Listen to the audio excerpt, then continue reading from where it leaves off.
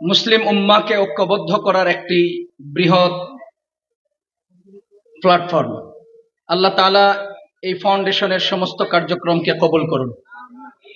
সম্মানিত উপস্থিতি, অমুসলিমদের অধিকার রক্ষায় রাসূল সাল্লাল্লাহু আলাইহি ওয়াসাল্লামের শিক্ষা নিয়ে আমার আলোচনার বিষয়।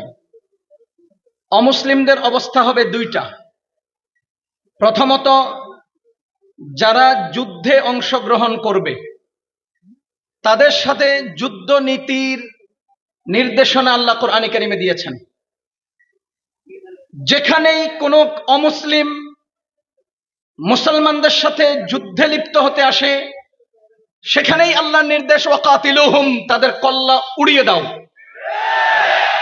পক্ষান্তরে অমুসলমানদের সাধারণ জীবনযাত্রায় তাদের জীবনের নিরাপত্তা, সামাজিক নিরাপত্তা, কর্মের স্বাধীনতা এবং সর্বোপরি তাদেরকে সব ধরনের নিরাপত্তা বিধান করার নির্দেশনা ইসলামে রয়েছে।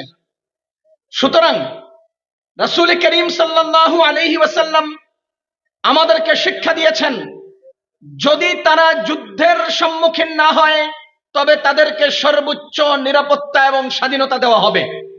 পক্ষান্তরে যদি তারা যুদ্ধে অবতীর্ণ হয় তবে কোন জালিমকে ছাড় দেওয়া হবে না।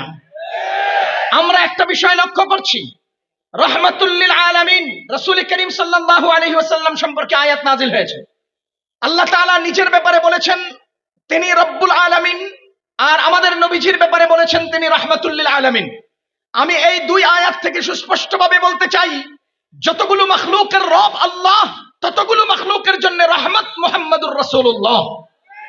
আমি স্পষ্টতর বলতে চাই, শুধু মুসলমানের জন্য নয়, অমুসলমান, শুধু মানুষের জন্য নয়, কাফের মুশরিক সমস্ত মাখলুকাতের জন্য রাহমাত মুহাম্মাদুর রাসূলুল্লাহ।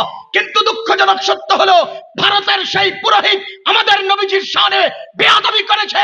ভারতের সেই সংসদ সদস্য নবীজির শানে বেয়াদবি করেছে। খোদার কসম করে বলছি, আল্লাহর কসম করে বলছি, তোমরা যে গরুকে সম্মান দাও, আমরা সেই গরুকেও অসম্মান করি না। তোমরা আমাদের রাসূলের শানে বেয়াদবি করবা, কখনোই মেনে নেওয়া যায় না, মেনে নেওয়া যায় না। বাংলাদেশের কেউ যদি রাসূলের শানে বেয়াদবি করে, টুটি ছিঁড়ে ফেলা হবে। রাহমাতুল লিল আলামিন ফাউন্ডেশন থেকে ঘোষণা দিচ্ছি, নবীজির শানে কেউ বেয়াদবি করবে তাকে ছাড় দেওয়া হবে না।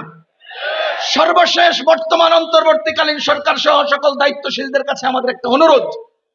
গত সরকার, ফ্যাসিস্ট সরকার, জালিম সরকারের প্রধান শেখ হাসিনায় আমরা যখন কাদিয়ানীদেরকে কাফের ঘোষণার দাবি করলাম, তখন তিনি কয় কে মুসলিম কে অমুসলিম আল্লাহই ভালো জানে।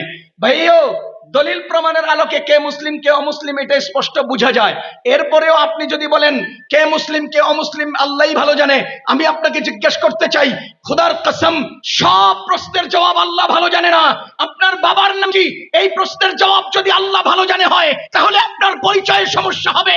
2 2 4 এই প্রশ্ন যদি কেউ আল্লাহ ভালো জানে বলে, এটা হলে আপনার শিক্ষার সমস্যা হবে।